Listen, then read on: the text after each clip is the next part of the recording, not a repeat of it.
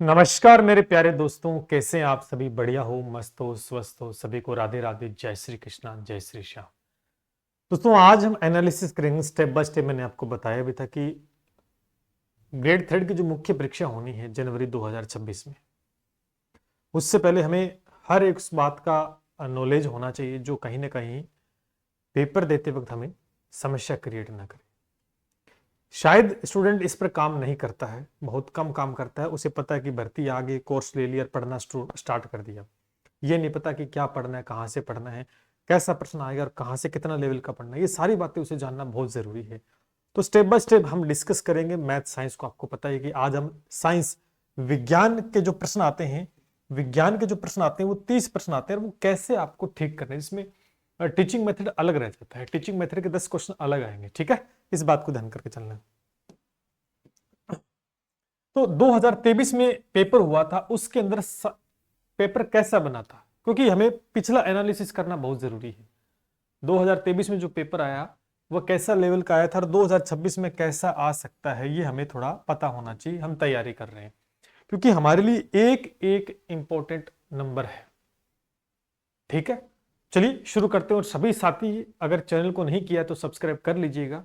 Specially math science के बच्चे जो भी हैं, शेयर कर दीजिए इसको, क्योंकि सभी तक पहुंचना चाहिए। लेवल 2 की बात करते हैं, धीरे धीरे लेवल 1 की बात आ रही थी, लेवल 1 को भी हम डिस्कस करेंगे। इसके बाद गणित को लेकर आएंगे कि गणित में कैसे प्रश्न पूछेंगे, कैसे तैयारी करनी है और कैसे ठीक हो सकते हैं। तो पूरा अंत तक इस वीडियो को देखना और समझना है। और टेलीग्राम को याद से ज्वाइन कर लें सभी साथी। इस पीडीएफ को मैं आपको प्रोवाइड करवा दूंगा टेलीग्राम के ऊपर, ठीक है भाई? आ जाओ। पहला प्रश्न देखते हैं। रीट 2023 में कहां से कैसा प्रश्न पूछा गया, आसान था का कठिन था, जिससे आपको एक आइडिया हो। अगर आप देखेंगे, ये रीट मुख्य परीक्षा में एक प्रश्न पूछा गया था, श्वेताणु जिसमें सेम के बीज की आकृति का बड़ा केंद्रक तथा भक्षाणु होते हैं, तो ये प्रश्न पूछा गया था। ये प्रश्न है आपका परिवहन तंत्र क्लास 10th में। आरबीसी की पुस्तक देख लो या एनसीईआरटी देख लो, वहां पर ये प्रश्न मिल जाएगा। यानी ये 10th लेवल से था, 10th लेवल का ये प्रश्न था। तो ये यूं कह सकते हैं आसान था, कोई ज्यादा खतरनाक नहीं कह सकते हैं, ठीक है? मध्यम स्तर का प्रश्न था। मैं आपको क्वेश्चन बताता जाऊंगा, आप देखते जाना कि 10th लेवल का कितना पूछा गया है, 12th का कितना पूछा गया, जिससे आपको एक आइडिया तो हो। कहीं हम पढ़े जा रहे हैं, अब कई क्या करते हैं, डराने का काम करा रहे हैं कि हम पढ़ाते हैं साइंस और आकर 12th लेवल का सारा पढ़ा देते हैं, जबकि 12th लेवल का सारा आएगा क्या? पहले ये देखो कहां से किस प्रकार का प्रश्न। अब अगर इस प्रश्न को देखो तो आप 10th लेवल की कोई बुक पढ़ते हो तो उसमें जैव प्रक्रम के अंदर परिवहन तंत्र को पढ़ोगे तो ये चीज आपको मिल जाएगी। यहाँ पर अच्छे तरीके से आपको दे रखा है मोनोसाइट्स, तो इसका उत्तर क्या हो जाएगा? मोनोसाइट हो जाएगा। बहुत अच्छे से दे रखा है, नो डाउट। तो यहां से पता लगा कि ये तो 10th लेवल का था, ठीक है? यही हमें चेक करना कि प्रश्न कैसा आएगा। अगर ये प्रश्न देखें, ये एसिड और बेस से प्रश्न पूछा गया था, ध्यान से देखें मेरे प्यारे दोस्तों। इसके अंदर ये भी प्रश्न मैं आसान नहीं कह सकता, क्योंकि ये प्रश्न पूछा कहां से गया था, इस बात को ध्यान करें। ये प्रश्न डायरेक्ट यहां से पूछ लिया गया था। ये देखो, सोडियम हाइड्रोक्साइड प्लस जिंक की क्रिया करवाते सोडियम जिंकेट बनता है। अब यहां से इसने क्वेश्चन बना दिया, इसने बोला कि जिंक को सोडियम हाइड्रोक्साइड। अब किसी बच्चे को नहीं पता सोडियम हाइड्रोक्साइड का फॉर्मूला क्या होता है, तो भैया वो तो फंस गया, ठीक है?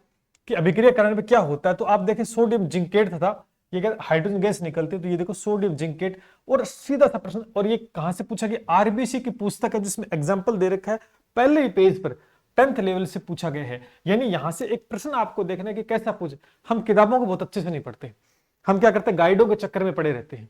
बिल्कुल बेसिक प्रश्न पूछा गया, तो यूं कह सकते हैं कि यहां पर आप जैसे देखोगे sodium zincate plus hydrogen, sodium zincate plus hydrogen, सीधा सीधा प्रश्न था। अगर किताबें पढ़ी होती तो ये प्रश्न ठीक हो जाता। तो ये भी मैं कह सकता हूं ये 10th लेवल का प्रश्न था, ये भी 10th लेवल का प्रश्न था। और ये भी कोई खतरनाक प्रश्न नहीं था, आसान ही कहूंगा मैं, ठीक है? आसान इस वजह से कहूंगा कि अगर टॉपिक एसिड और बेस आप पढ़ना शुरू करते तो पहले ही पेज पर ये दिया हुआ है। मैंने ये क्यों लगाई, बहुत आसान प्रश्न, उसकी पीडीएफ मैंने नहीं लगाई है, जो बिल्कुल सीधा सीधा दे रखा था। तो ये कह सकते हैं कि आसान प्रश्न था, तो ये भी ठीक हो सकता था, ठीक है? उसके बाद आ जाओ, ये बड़ा अच्छा प्रश्न पूछा गया। आप देखें बच्चों ने इसको सही किया कि नहीं किया, कुछ बच्चों ने किया होगा, लेकिन मैक्सिमम बच्चों का ये प्रश्न गलत हुआ भी होगा। क्योंकि ये देखो यह कहां से पूछा गया है, ये आपको 10th लेवल में नहीं पूछेगा। श्वसन तंत्र जब आप पढ़ते हो तो 10th लेवल में श्वसन तंत्र और उसके एक्स्ट्रा मैटर जो है, आरबीसी की पुस्तक उठा लेना, क्लास 12 की जीव विज्ञान में टॉपिक है श्वसन तंत्र। उसमें किण्वन क्रिया के जो प्रकार हैं उसमें अल्कोहलिक किण्वन की प्रक्रिया देखोगे तो इसमें देखो साफ तौर पर यहां पर मेंशन किया गया है। ये 12th क्लास की बुक पढ़नी पड़ेगी और ये बहुत बड़ा चैप्टर है, क्या पूरा पढ़ना पड़ेगा? नहीं। आप इस बात को नोटिस करें कि पेपर वाला अगर 12th लेवल का स्टैंडर्ड पूछता है तो उसने को ज्यादा घुमा फिरा के नहीं पूछा। अगर थोड़ा सा पढ़ा होता तो पायरुविक अम्ल, एसिड और डायरेक्ट ये देखो तो यहां पर ये ए और बी, ये देखो ए ये रहा और बी ये रहा, मतलब सीधा सीधा इक्वेशन से प्रश्न बना दिया भाई साहब ने। अब बोलोगे ये कठिन प्रश्न है, बिल्कुल। अगर आप 10th तक ही पढ़ा है, थोड़ा सा 12th तक नहीं गए हैं, अब इसका मतलब ये नहीं कि पूरा चैप्टर ये बहुत बड़ा सेक्शन है, लेकिन इसमें नॉर्मल प्रश्न पूछा गया है जो कि सीधा पेज ओपन करो, किण्वन की प्रक्रिया के प्रकार में पहला ही पॉइंट दे रखा है और यहां से इसने उठा लिया। तो इस प्रकार के बहुत सारी अभिक्रियाएं हैं जो बेसिक अभिक्रियाएं उनको उठा सकता है। तो ये एक अच्छा प्रश्न था। कहां से आया? ये प्रश्न आया आपका 12th लेवल का, ठीक है। ये लेवल कौन सा रहा? 12th लेवल का। तो लगभग बच्चों का ये गलत भी हुआ है और जिसने पढ़ा है उसने सही भी किया है। तो आप देखते जाएं कि एक प्रश्न तो हमारा 12th लेवल का आ गया, अभी तक एक ही प्रश्न आया है, ठीक है। और मैंने स्क्रीनशॉट भी लगा दिए हैं, कहां से किस नंबर पेज पे सारा कुछ बता दिया। ये डायरेक्ट उठाया गया है। यहां से थोड़ा सोचो आप कि प्रश्न को घुमाया नहीं, सीधा सीधा उठा लिया है। तो कई डरा देते हैं कि 12th पढ़ना पड़ेगा, वो करना पड़ेगा। नहीं, अगर वो हाई लेवल का प्रश्न पूछ रहा है ना तो सीधा सीधा उठा रहा है, वहां से बेसिक बात उठाएगा, न कि घुमाने का प्रयास करेगा, ठीक है। आ जाओ, अगर इस प्रश्न की बात करें, ये दोबारा से एसिड और बेस से प्रश्न पूछ लिया गया। दो प्रश्न पूछे हैं, आप ध्यान से देखें।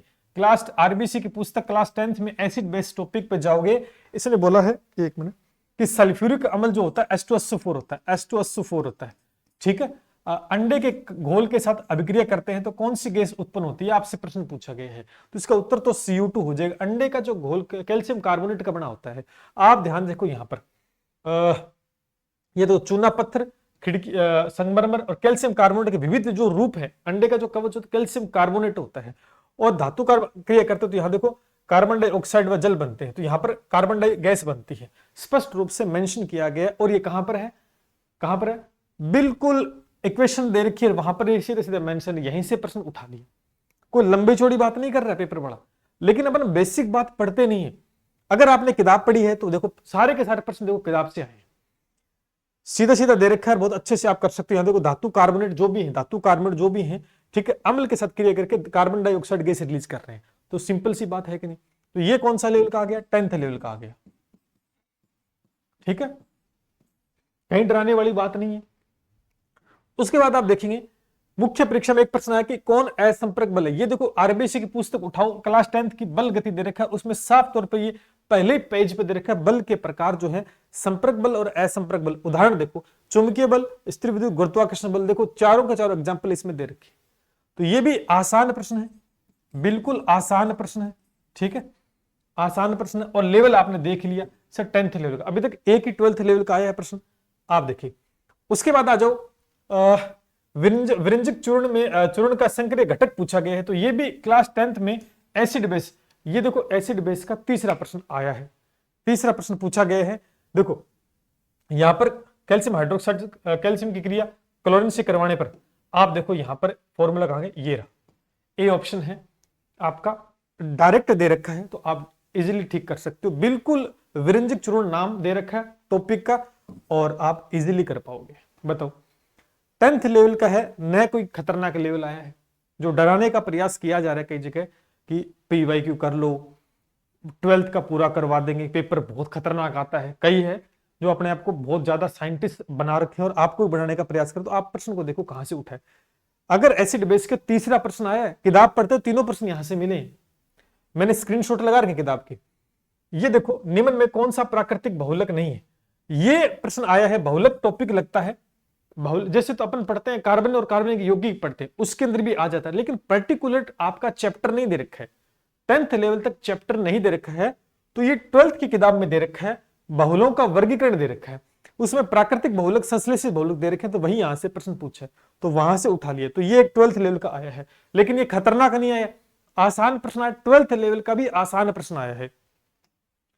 उसके बाद अगर आप देखें ये प्रश्न देखें, अगर आप देखिए वक्र नलिका के अंतिम भाग जल का पुनः अवशोषण किस हार्मोन के नियमन से होता है।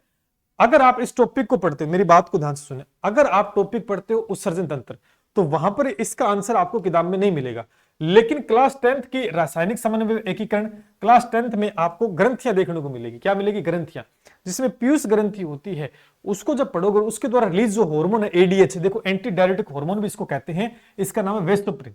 क्या नाम है? वेसोप्रिन। यहां पर साफ तौर पर मेंशन किया गया, आप देखिए निजी कहा गया पुनः अवशोषण किया, जल और आयनों का पुनः अवशोषण किया जाता है। तो आप बड़े अच्छे से, और ये भी 10th लेवल का प्रश्न है, और ये किताब का स्क्रीनशॉट मैंने लगा रखा है यहां पे देखो आरबीसी में, और ये एनसीईआरटी लिखा हो, एनसीईआरटी की बुक के अंदर भी। समझ पा रहे हो? ये भी 10th लेवल की किताब पढ़ोगे तो उसके अंदर दे रखा है। समझ पा रहे हो? ठीक। उसके बाद आ जाओ आप, ये सेवाल की कोशिका भित्ति बनी होती है। देखो सेवाल की कोशिका भित्ति, सेवाल है उसकी कोशिका भित्ति बनी होती है। ये भी आप उठाओ, आरबीसी की किताब उठाओ, देखो कोशिका और जीवन की इकाई टॉपिक लिख रखा है। क्लास 10th में सेल उठाओ, यहां पर साफ तौर पर देखो कहां गया, थोड़ा जूम कर दूं, मैं दिखा देता हूं आपको, क्योंकि मैंने हर एक चीज पे काम किया है। केवल पढ़ना ही नहीं होता, केवल भेड़चाल हो गए, आके बैठ के कोर्स ले लिया, करने लग गए या करवाने लग गए सीधा सीधा कि कहां से प्रश्न पूछ रहा है। आप ध्यान से देखो, यहां पर सेवाल की कोशिका भित्ति, यहां देखो सेवाल की कोशिका भित्ति सेलुलोज, ग्लैक्टेंस, मैंगनीज खनिज जैसे कैल्शियम कार्बोनेट से बनी होती है, और बहुत अच्छे से इसमें मेंशन कर रखा है, बहुत अच्छे से इसमें देखो पहली लाइन मेंशन कर रखी है। आप देखो पहली लाइन, देखो पहली लाइन से प्रश्न बना लिया है, तो इसका उत्तर ये हो गया। बताओ, आप कहते हैं कि कठिन प्रश्न है, कोई कठिन नहीं मानता। अगर सीधा सीधा पेज से उठ गया प्रश्न और आपने नहीं पढ़ा उस पेज को, वहां से प्रश्न नहीं उठाया, देखो पेपर वाला कहां से बना रहा है, पैराग्राफ से प्रश्न बना रहा है। ये पहला पेज है, दूसरा पेज है, देखो 95 नंबर पेज है, दे रखा है सारा कुछ, तो क्या कठिन मानोगे? ये भी 10th लेवल का ही है, 10th की बुक से उठा है प्रश्न। मैं भ्रम जो पाल रखा है, जो डराने का काम करवाया जा रहा है यूट्यूब पे कि साइंस बड़ी खतरनाक आएगी, डराने का काम करेगा, 12th लेवल की आएगी और 12th का पढ़ो, तो आपके सामने है प्रश्न कैसे कैसे, और मैंने स्क्रीनशॉट लगाए हैं। उसके बाद आप देखो ये वापस यहां पर क्लास 10th के अंदर कोशिका पढ़ो, कोशिका से दूसरा प्रश्न उठा है, यूकेरियोटिक प्रोकैरियोटिक कोशिकाओं में पाए जाने वाला झिल्ली रहित अंग है। तो राइबोसोम जब आप पढ़ोगे तो राइबोसोम झिल्ली से घिरे नहीं रहते हैं, साफ तौर पे बात मेंशन की गई है। यह भी 10th लेवल की किताब के अंदर दिया गया है। समझ पा रहे हो? उसके बाद आप देखोगे ये देखो, ये एक बढ़िया प्रश्न था, ये एक बढ़िया प्रश्न था, ये आपको 12th के अंदर मिलेगा भैया, ये 12th के अंदर मिलेगा। ये एक बढ़िया प्रश्न पूछा गया जिसमें देखो जंतुओं के विभिन्न उत्सर्जी अंग, उत्सर्जन अंग की बात कर रहे हैं। अच्छा मैं आपको एक और बता दूं, जब आप उत्सर्जन अंग पढ़ते हो तो ये पहला ही पहला पेज है, उत्सर्जी उत्पाद व उनका निष्कासन। देखो पहला ही पहला जब चैप्टर शुरू होता है तो मानव तंत्र पढ़ने से पहले बहुत अच्छे से इसमें मेंशन किया गया है। देखो 2 ही लाइन मेंशन की, तिलचट्टा यानी कॉकरोच होता है, झींगा यानी प्रोन होता है, ये प्रोन रहा, ये तिलचट्टा कॉकरोच रहा, केंचुआ भी इसमें दे रखा है, ये रहा केंचुआ, प्लेनेरिया भी इसके अंदर दे रखा है। ठीक है, बहुत अच्छे से, यानी सीधा सीधा पैराग्राफ जब शुरू होता है वहीं से प्रश्न उठा दिया। अब बोलते हैं कि सर कठिन प्रश्न आए हैं, लेकिन ये उत्सर्जन तंत्र से जुड़ा हुआ, तो इस टॉपिक को आपको कवर करना था। ये बायोलॉजी से पूछा गया प्रश्न है, अभी देखते जाओ आप। ठीक है, उसके बाद ये प्रश्न है, ये आपका आसान है, कोई ये 10th लेवल का आया है। ठीक है, ये भी 10th लेवल का है, कोई दिक्कत नहीं, ऊर्जा वाला टॉपिक पढ़ोगे तो आराम से हो जाएगा। ठीक है, उसके बाद में ये बड़ा आसान है, कोई इसमें कोई बड़ी बात नहीं है, ये भी 10th लेवल के अंदर ही है। आपको रोग पढ़ने, बैक्टीरिया से होने वाले रोग, निमोनिया से डिप्लेव करने का मैंने ट्रिक भी करवा के, तो वहां से सीधा सीधे प्रश्न बन जाएगा। ये भी आसान है। ठीक है, कोई दिक्कत किसी प्रकार से नहीं होनी चाहिए। जो प्रश्न आने थे, अब यकृत कहां से, बहुलकों जंतुओं में यकृत संचित होता है ग्लाइकोजन के रूप में, ये भी आसान है, ये भी 10th स्टैंडर्ड का पेपर है। ठीक है, अभी देखते जाओ आपके सामने जो प्रश्न आएंगे, जब आप दाब पढ़ोगे तो 10th लेवल का ये भी प्रश्न है, कोई खतरनाक प्रश्न नहीं है, मैं वही चीज बता रहा हूं, ये भी 10th लेवल में दिया गया है। ठीक है, ये तो बहुत आसान है, कोई दिक्कत इसमें, रोग पढ़ने का क्वाशी कोई प्रोटीन की कमी से होता है। ठीक है ना, तो ये भी आसान है। अभी आप देखते जाओ। ठीक है, देखते जाओ। सर्वाधिक संख्या उपस्थित, मोल संकल्पना पढ़ोगे ना, मोल संकल्पना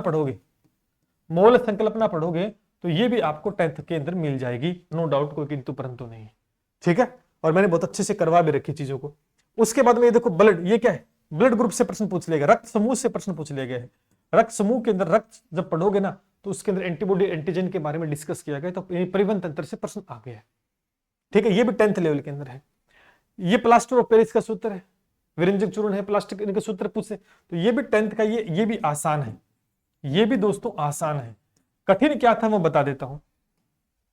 अच्छा, उष्मागति का शून्य नियम है, ताप और उष्मा टॉपिक दे रखा है 10th में, ये भी आसान है। उसके बाद में देखो यहां ये सौरमंडल से प्रश्न पूछ लिया गया है। सौरमंडल के अंदर जब आप टॉपिक पढ़ोगे तो उसके अंदर मेंशन किया गया शुरुआत के पैराग्राफ के अंदर। उसके बाद अगर आप देखें, ये भी क्या है, भूस्थिर उपग्रह के बारे में दिए गए, सौरमंडल पढ़ोगे तो भी उसके अंदर ये 2 प्रश्न सौरमंडल से पूछ लिए गए हैं। ठीक है, उसके अंदर ये पार्ट दिया गया है। एक वर्ताकार गति करती है जिसका कोणीय वेग, तो उसका आवर्तकाल क्या होगा, आवर्तकाल के बारे में आपको जानना है। तो ये थोड़ा सा मैं कह सकता हूं कि 11th क्लास की बुक के अंदर मेंशन है और 10th के अंदर भी आपको मिल जाएगा। ठीक है,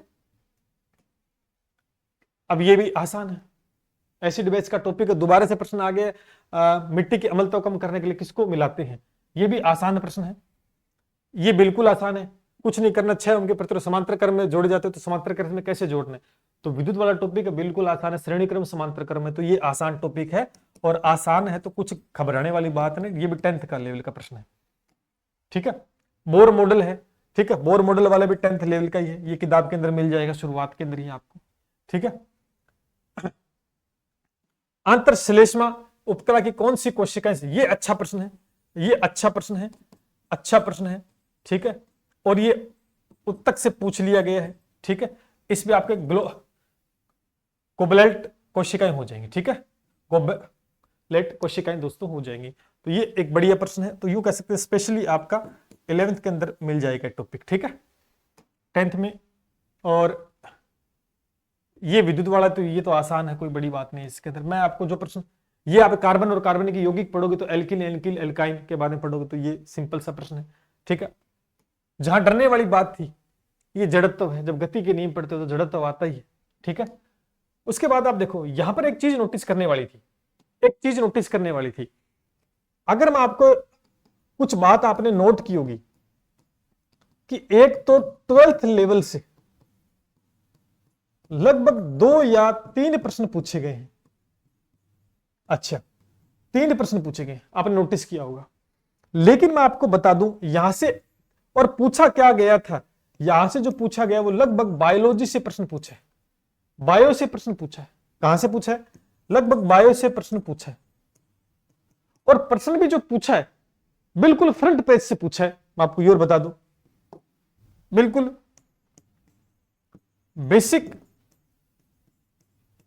पार्ट को पूछा है। जो किताब का पन्ना पलटते हो ना तो सामने मिल जाएगा, सामने मिल जाएगा, तो 2 से 3 प्रश्न आपको देखने को मिलेंगे। बाकी प्रश्न कहां से मिले, केमिस्ट्री से और फिजिक्स से प्रश्न नहीं पूछ रहा है, नहीं पूछे, बायोलॉजी से। अच्छा, दूसरी बात, अधिकतर जो प्रश्न आ रहे हैं, अधिकतर जो प्रश्न हैं वो कहां से आ रहे हैं, वो बायोलॉजी से पूछ रहे हैं, ज्यादातर ये बायो के प्रश्न डाल रहे हैं, और आगे भी यही पैटर्न फॉलो होगा, पिछला पुराने पेपर और देखना, यही पैटर्न फॉलो, बायो से प्रश्न पूछ रहे हैं। ठीक है, और एक चीज नोटिस की हुई, तीसरी बात, कि जो भी प्रश्न है, जो भी प्रश्न है वो सारे बेसिक थ्योरी से पूछे गए हैं। हो सकता है वो थ्योरी फ्रंट पेज पे ऊपर हो या मिडिल में हो, बिल्कुल बेसिक पूछे गए, घुमा फिरा के कोई प्रश्न नहीं पूछा गया। लेकिन हम बुक को नहीं पढ़ते, बुक को नहीं पढ़ते हैं, अपन गाइड को पढ़ते हैं, तो गाइड में चीजें नहीं आएंगी। ठीक है, अब होता क्या है कि एक टॉपिक को बढ़ा चढ़ाकर एक प्रश्न के चक्कर में उस टॉपिक को बहुत लंबा खींच लिया जाता है, बहुत लंबा खींच लिया जाता है, जिसके चलते प्रश्न बनाने वाला बिल्कुल बेसिक से उठा लेगा, पहले पेज से उठा के, और अपन उसको ध्यान, अपन तो उसके अंदर घुसे जा रहे हैं, उसको और लंबा किए जा रहे हैं टॉपिक को, समझ पा रहे हो।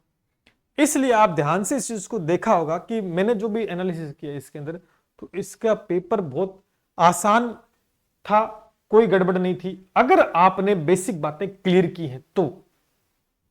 एक आध प्रश्न हो सकता है, जैसे ये 12th का ये प्रश्न कह सकते हैं अपन, कहां गया ये प्रश्न था, ये 12th हो सकता है किसी बच्चे का गलत हो गया और ना ठीक हुआ हो, और खतरनाक प्रश्न, लेकिन थोड़ा सा तो देखो, बायो से उठाया गया प्रश्न है, और वो भी पूछा क्या गया है। आप किताब का पेज उठाओगे तो फ्रंट पेज पे आपको मिल जाएगा, थोड़ा सा ध्यान देते तो आपको पता लग जाएगा। पेपर वाले ने सीधा सीधा देखो उठाकर पटक दिया प्रश्न, ठीक है।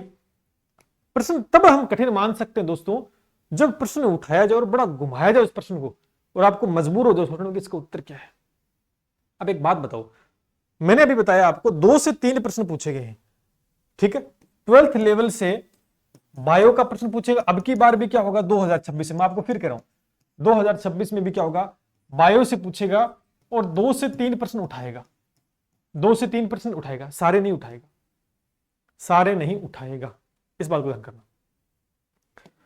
उसके बाद में बाकी जो रहेगा वो 10th लेवल तक का कवर करना है। अब 10th लेवल में दोस्तों बहुत कुछ है, मैं आपको फिर कह रहा हूं। गड़बड़ क्या हो रही है, गड़बड़ ये हो रही है, मैं आपको एक बात बता देता हूं, एक बात बताऊं कि आपकी जो बुक है ना, बुक लगती है 2, एक तो NCERT, एक लगती है RBSE, ये 2 पुस्तकें। हकीकत में अगर देखोगे ना तो दोनों पुस्तकों में काफी डिफरेंस देखने को मिलेगा। टॉपिक तो सेम है, लेकिन अधिकतर मैक्सिमम मैटर दे रखा है इसमें, मैक्सिमम। तो ये वेल्डन बुक है, ये बहुत बढ़िया बुक है। इसके मुकाबले इसमें बहुत अच्छे एग्जाम्पल दे रखे हैं, बहुत अच्छी चीजें दे रखी हैं, और डायरेक्ट यहां से प्रश्न उठे। एनसीईआरटी में कुछ चीजें दे रखी हैं जो पूरी सोल्व करके नहीं दे रखी, चीजों को आधी अधूरी है, ठीक है। तो जैसे बुझो और जानो, इस प्रकार के प्रश्न आते कि नहीं आते। अब आंसर नहीं है, निकालो आप आंसर। इसलिए एनसीईआरटी और आरबीसी की पुस्तक से अधिकतर प्रश्न बन रहा है, और मैंने फ्रंट पेज भी दिखा दिया, फ्रंट पेज भी दिखा दिया। और बाकी जो मैंने नहीं दिखाए वो बिल्कुल आसान प्रश्न थे, तो आप नॉर्मली उसको कर सकते थे, कोई भी टॉपिक क्लियर करते हो तो। इसका मतलब आपको ये पता होना चाहिए कि हमें क्या पढ़ना है। अब एक्चुअल में क्या होता है, जैसे मैंने बोल दिया कि भैया 12th लेवल का आएगा और डराने का काम कर दिया कि भैया बहुत तकड़ी देगी, तो आप क्या करोगे, सारे के सारे टॉपिक 12th लेवल तक खींचोगे, उसको और लंबा लेके जाओगे। तो सेकंड ग्रेड का एग्जाम देना है क्या, फर्स्ट ग्रेड का एग्जाम देना है क्या। और कुछ कह रहे हैं, कुछ साइंस के जो टीचर्स हैं इस बात को भी डिनाई कर रहे हैं कि नहीं 10th का 12th का आएगा। एक प्रश्न अगर बाहर आ गया, अब कोई बच्चा कोई टीचर ये बोले कि ये प्रश्न आ गया था, ये 12th का बड़ा क्या खतरनाक था, इसमें घुमाया था नहीं पेपर वाले ने, सीधा सीधा उठाया ही है, और बेसिक बात पूछिए, कोई ऐसा वैसा तो पूछा नहीं जिसमें घूम जाएगा बच्चा। जिसके चलते आपको क्या होगा कि 10th का आप कवर कर नहीं रहे हो बेसिक पार्ट, और 12th में चले गए, और आप पढ़े जा रहे हो। इसका मतलब जो 10th के मैक्सिमम प्रश्न आ रहे हैं ना, वो गलत हो जाएंगे आपके। क्यों? क्योंकि आप एक टॉपिक को अंदर तो घुसे जा रहे हो। इसलिए मैं आपको एक सजेस्ट करता हूं, एक बात में अच्छे से नोट कर लो कि आपको क्या करना चाहिए। आपको बायो के जो टॉपिक है,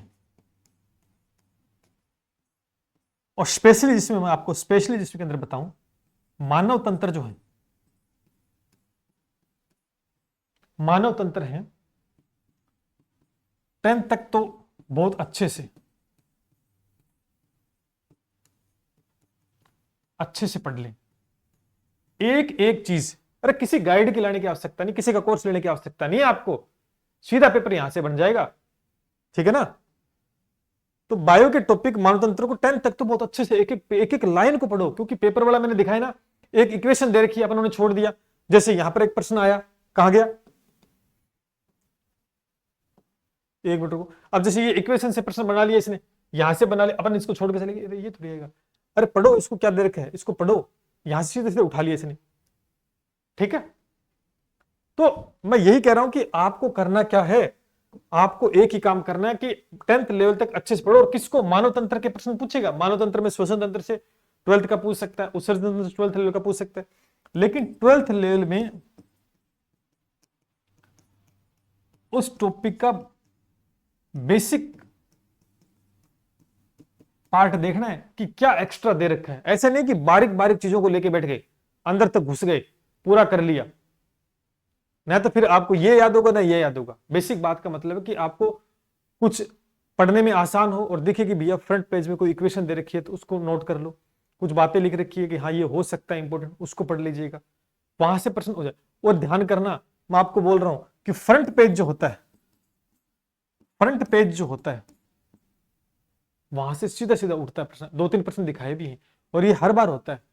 मैं भी पुराने पेपर और डिस्कस भी करूंगा, मैं एक सीरीज लेके आऊंगा जिसके अंदर पुराने पेपर के बारे में बताऊंगा, प्रश्नों को और डिस्कस करूंगा। अभी मैं समय कम था इसलिए इस पार्ट को मैंने डिस्कस किया कि 2023 में कैसा पेपर बना था। तो आप जब तैयारी करो ना तो आपके माइंड में ये नहीं होना चाहिए कि भैया मेरे को 12th तक का करना है, मुझे 12th तक खतरनाक तरीके से नहीं, भाई सिर्फ बेसिक बात पूछ रहे और वो आपको आनी चाहिए।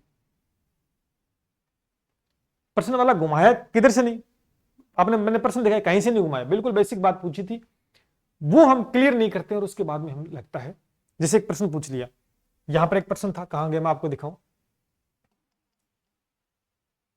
लगभग बच्चों ने ठीक है कहां गया, अब ये प्रश्न आ गया। अब बच्चे गलत करते हैं, ये कहां पर है, ये कहीं नहीं है, पहला पॉइंट दे रखा, पहला ही पेज का पहला और उससे ऊपर वाला पैराग्राफ, वहां पर 3 कैंचुआ तिलचट्टा झिंगा 3 बात लिख रखी है। तीनों भाई साहब ने तीनों से उठाकर प्रश्न बना दिया और ये हो गया प्रश्न कि सर ये तो बहुत खतरनाक प्रश्न आ गया। क्या खतरनाक प्रश्न आ गया? अरे मैंने कहा बेसिक बात पढ़नी, वहां से उठा ली ऐसे नहीं, बस इतने से तो काम किया ना। लेकिन हम उसको नजरअंदाज करते थे, नहीं हम चक्कर में पढ़ रहे थे गहराई के, और पढ़ें और पढ़ें और पढ़ाओ और पढ़ाओ, और पढ़ा पढ़ा के इतना पढ़ा देते कि न तो फिर वो आपसे याद रहता है न वो आपको समझ में आता है। इसलिए 12th लेवल के अंदर मानव तंत्र को डिस्कस करना है, उसका बेसिक पार्ट देख लेना कि जो 10th में था उसके अलावा और उसमें क्या अच्छी बातें दे रखी है, और आप इस प्रकार से तैयारी करो जैसे सेकंड ग्रेड देना है या फर्स्ट ग्रेड देना है तो भैया पूरा पढ़ो आप, फिर तो पढ़ना पड़ेगा, फिर तो पूरा पढ़ना पड़ेगा। और आप केवल रीट की तैयारी कर रहे हो तो आपको पूरा नहीं पढ़ना है और पूरा पढ़ भी नहीं पाओगे। सामने वाला पढ़ा पढ़ू के आपको निपटा देगा, आपके गले में वो गाल देगा माड़ा कि पढ़ो, उसका काम तमाम, लेकिन आपके 6-10 महीने वो गले में फांसी गल गई, कैसे याद करोगे? तो इसलिए तरीके से पढ़ना है, तरीके से ही पढ़ना है। पेपर का पूरा पैटर्न 10th बेस रहेगा, कुछ प्रश्न जो बायो के अंदर ही बनेंगे जो कि लेवल का पूछ सकता है। तो सीधी सी बात ये है, तो पढ़ाई शुरू नहीं की है, शुरू करना चाहते हो, मैथ साइंस में एक अच्छे नंबर लाना चाहते हो 30 में से 30, यानी विज्ञान है उसमें 30 में से 30 बट्टा लाना चाहते हो, तो रट्टाफिकेशन पे नहीं आएंगे कि भेड़ चाल चल ली, कोर्स ले लिया, किताब लेके आ गए, पढ़ने लग गए, एक एक टॉपिक भर भर के रजिस्टर भर दिए, ऐसे नहीं बनेगा। Content is the most important, content के पीछे भागो न कि कोर्स के पीछे भागो, न कि किताबों के पीछे भागो। किताबें बहुत है मार्केट में, सब यही कहते हैं हमारी किताब से आ रहा है, सब कोर्स वाले भी यही कर रहे हैं, लेकिन एक्चुअल में कंटेंट वो इंपॉर्टेंट है कि एक तो बहुत ज्यादा नहीं, कम में बहुत ज्यादा कवर करना, बिल्कुल बेसिक बातें क्लियर करना। क्योंकि पेपर वाला जानता है कि बच्चा, आजकल बच्चे के पास बहुत सोर्स है, ऑनलाइन भी पढ़ रहा है, ऑफलाइन पढ़ रहा है, किताबें भी है, टेस्ट सीरीज, तो उसे पता है कि बच्चा बहुत गहराई से पढ़ रहा है, और गहराई के चक्कर में ऊपर वाली चीज भूल जाते हैं और पेपर वाला दिमाग लगा लेता है कि यहां से उठा लो, उठाते बाद में फिर अपना बैंड बच जाता है कि ये कहां था, ये तो था तो ऊपर, लेकिन अपन तो गहराई के अंदर थे ना। बस इस बात का आपको ध्यान करना है बड़े तरीके, और घबराने की कतई आवश्यकता नहीं है। निश्चित रूप से मैं आपको दिखा देता हूं इस बात का प्रूफ भी, ठीक है कहां गया, ठीक है, बिल्कुल बेसिक बातें पूछी गई हैं।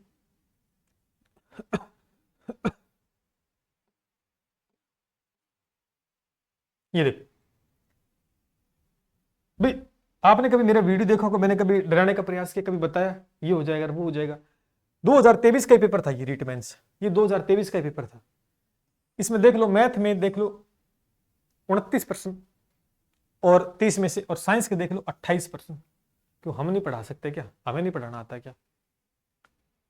लेकिन जो पढ़ाना होता है वही पढ़ाते हैं, अटरम सटरम कुछ नहीं पढ़ाते, ठीक है। तो तैयारी, अभी नेक्स्ट अपना जो वीडियो आएगा वो गणित के ऊपर आएगा, गणित के ऊपर आएगा। तो गणित के अंदर कैसे प्रश्न पूछेगा, कैसे ठीक करना है। बहुत सारे बच्चों को फोन है कि सर एनसीईआरटी पढ़ लें, आरबीसी पढ़ लें, सर पीवाईक्यू पढ़ लें, फलाना पढ़ लें। अरे पढ़ तो लोगे, लेकिन प्रश्न को ठीक करना है, प्रश्न पेपर में ठीक करना है। इसलिए मैं हमेशा कहता हूं कि ज्यादा ना पढ़े, ज्यादा ना पढ़े, ज्यादा पढ़ने के चक्कर में आप ज्यादा रिवीजन नहीं कर पाते। जो पढ़ा आपको रिवीजन होना चाहिए, जो पढ़ा वो रिवीजन तो होना चाहिए ना, कम से कम। बस यही गलती करते हो हम, ज्यादा पढ़ने के चक्कर में लगे रहते हैं लेकिन रिवीजन नहीं कर पाते। तो ज्यादा पढ़ो मत, ज्यादा रिवीजन करो, तो कम से कम याद तो रहे, याद तो रहे। ठीक है, तो नो डाउट बहुत अच्छे से निश्चित रूप से आप पढ़ सकते हो, और बाकी हमसे जुड़ना चाहते हो तो निश्चित रूप से आप जुड़ सकते हैं। किंतु परंतु कुछ भी नहीं, सीमित कंटेंट क्वालिटी के साथ किसी प्रकार का कॉम्प्रोमाइज, न डराने का प्रयास। मैं कभी डराता नहीं, मैंने एक पेज ही पढ़ा है तो मैं दावे से ठोक के बोलता हूं कि अगर प्रश्न आएगा तो एक पेज से आ जाएगा, वरना आएगा भी नहीं। और ऐसा हुआ, हर बार हुआ, लगातार इस एग्जाम के अंदर हर चीज को हमने प्रूव करके दिखाया। क्योंकि आपको डरा देंगे और डराने पर आप कोर्स ले लोगे सामने वाले का, बस हो गया काम। यही चीज है, यही फंडामेंटल है, यही मेंटेलिटी है, और इसी का फायदा उठाया जा रहा है। क्योंकि डरोगे तो कोर्स खरीदना पड़ेगा सामने वाले, तो डरना नहीं, चिल करके पढ़ो। मैं तो कह रहा हूं कि किताबें पढ़ लो, अगर आप में है स्ट्रेंथ तो किताबें पढ़ो, किताब पढ़ो, एक एक लाइन को पढ़ो, प्रश्न उठेगा वहीं से। और मैं दिखाऊंगा जब पेपर होगा 17 जनवरी 18 19 20 को, उस दिन मैं दोबारा एनालिसिस करूंगा, मैं दिखाऊंगा एक एक पेज का प्रूफ कि देखो इस किताब से इतने पेज नंबर से ये उठा है। निश्चित रूप से वहीं से उठाएगा, वहीं से हम पढ़ा रहे हैं। लेकिन आपको क्या कि ऐसे लंबा खींच के लेके टेस्ट मैच बना दिया, ठीक है, तो आराम से पढ़ो, नो डाउट। बाकी हमसे अगर पढ़ना चाहते हो, इच्छा है तो पढ़ सकते हो, बाकी ट्रस्ट है तो ही आना। दिखावाबाजी कोई वो नहीं है, ये लेवल पढ़ा देंगे वो लेवल पढ़ा देंगे। हम तो इतना जानते हैं कि जो हम पढ़ा देंगे उससे आप पेपर में प्रश्न ठीक कर दोगे। हमें तो इतनी दो ही बात आती है, आके मैं शायरी मारूंगा 2-3 और फिर मैं डायलॉगबाजी करूंगा और बोलूंगा कि मैंने इतने सिलेक्शन दे दिए और मेरा वो फलाना आ गया, और उसमें प्रश्न आ गया 12th लेवल का आ गया, प्रश्न बढ़ रहा है, वो हो रहा है। ऐसी बातें नहीं कर। सिंपल सा कॉन्सेप्ट है कि आप आयो पढ़ने और हमें पढ़ाना। उतना ही पढ़ाना है जितना आप रिवीजन करवाओ बहुत अच्छे से, और जितना वहां से प्रश्न बन जाए। उसके अलावा हमें आसपास की चीजों से कोई मतलब नहीं। और वो चीजें हमने इन बैच में कंप्लीट की है। मैथ साइंस का बैच है विद टीचिंग मेथड है। उसके बाद में राजस्थान जीके का 130 अंक का है और ये 140 अंक का, नो डाउट, कोई किंतु परंतु। गणित विज्ञान की स्पेशली टेस्ट सीरीज, वो भी शेड्यूल वाइज, टॉपिक वाइज, हर 2 दिन में एक टॉपिक गणित विज्ञान का देते हैं, नेक्स्ट दिन उसका टेस्ट होता है। थ्योरी पढ़ो, फिर टेस्ट दो, फिर देखो रैंक क्या आती है। तो अभी तो 10 महीने ना, इंप्रूव कर सकते हो हर चीज को। ठीक है, पढ़ो। और बाकी कोई भी संख्या समाधान है तो 7665320069 पर आप कॉल मैसेज करके जानकारी ले सकता हूं। मैं तो एक ही बात कहूंगा, सिलेक्शन लेना है तो पढ़ो तरीके से, पढ़ो तरीके से, भेड़चाल मत चलो, भेड़चाल मत चलो, भीड़ का हिस्सा मत बनो। क्योंकि जो भीड़ कर रही है वही आप करोगे, तो फिर आप में और भीड़ में फर्क क्या है? फिर सिलेक्शन नहीं होगा। फिर भीड़ में लाइन में लगे रहोगे, तो लाइन से आगे बाहर निकलो और नया काम करो जिससे कि आप आगे निकल पाओ। ये नंबर है। और बाकी और वैकेंसीज भी खूब सारी हैं। चतुर्थ श्रेणी एग्जाम है, इसकी प्रिपरेशन करना चाहते हो तो तैयारी करवा दी। उसके बाद रिवीजन बैच एक इस प्रकार से हम लेकर आ रहे हैं जो शानदार प्रिपरेशन करवा रहे हैं, और आप देखेंगे उसका रिजल्ट सितंबर के माह में सब धुआं धुआं उठाने वाले हैं। बाकी वीडियोग्राम, एलडीसी वीडियो, जब को भी एन एग्जाम की प्रिपरेशन करना चाहते हैं तो आप जुड़ सकते हैं। बाकी मैं आपको एक बात बता देता हूं, पढ़ो ईमानदारी से और काम की चीज पढ़ो। जो इस प्रकार से डराने का प्रयास कर रहे हैं कि ये हो जाएगा वो, तो उनके चक्कर में मत पड़ो। वहां पर आपको इतने सारे ग्रंथ पकड़ा दिए जाएंगे नोट्स के, वो फिर आप बैठे रहोगे कि सर याद नहीं हो रहा। याद काहे होगा? ठीक है, चलिए मिलते हैं शिक्षा। जय हिंद, जय भारत।